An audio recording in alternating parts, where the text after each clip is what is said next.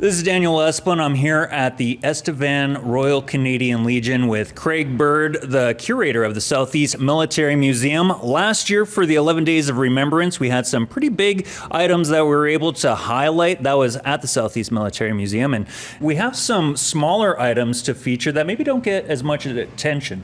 Yeah, so this year I decided to showcase the smalls in the museum just because they have a lot of history as well. And people may not recognize or see them just because they're smaller items and, kind of tucked away with the rest of the bigger ones. So we thought we'd, showcase some of that just to bring a little bit of interest and make people look a little bit more into some of the displays. So what do we have for our first day of the 11 Days of Remembrance? So our first item is a commemorative token that I picked up for a concentration camp that was in the Netherlands. It was called Kamp Westerbork, and it was a significant camp because it's actually the only concentration camp that the Canadians liberated. So most of the concentration camps throughout the Netherlands and into Germany were liberated by either the British or the Americans. But the connection here is it was the South Saskatchewan Regiment. So the unit from around here, our guys liberated this camp in the Netherlands and saved 800 lives that were interned in that camp during the Second World War.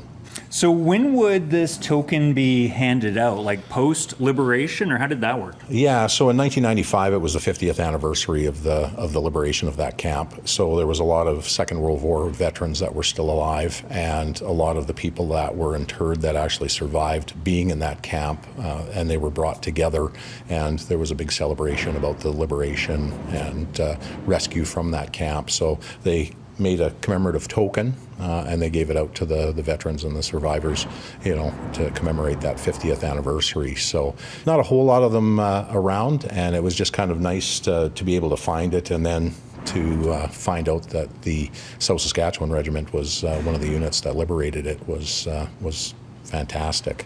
So we have a picture of a gentleman named Cecil E, and he ended up surviving the war. He was with the mortar platoon in the South Saskatchewan Regiment, and was living out in BC and became a professor. So he was teaching for the remainder of his years, and he did a lot of research in regards to the camp and the liberation aspect of it, and wrote a book as a result of that. So a little preservation of the history there and what was going on. And being that it was the 80th anniversary of the liberation of the Netherlands this year, I was fortunate enough to go over to the Netherlands, but unfortunately we didn't go into the area where the camp was, so I wasn't able to see it on this last trip, but did read a lot of the history about it just because it relates to people from this area.